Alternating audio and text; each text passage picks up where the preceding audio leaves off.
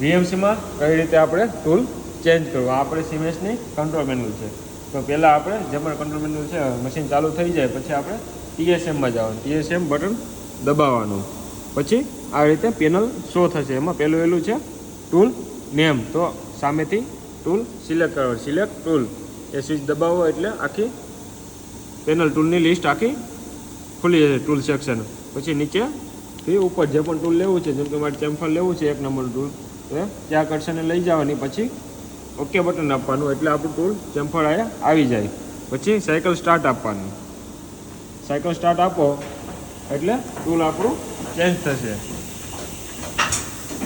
પછી આપણે feed rate આપી દેવાની. જે પણ ફીડ છે એટલે આપણું બેડ હોમ પોઝિશનમાં આવી જશે. ફીડ આપી છે તો હોમ પોઝિશનમાં આવી જશે અને ટૂલ આપણું ચેન્જ થઈ જશે.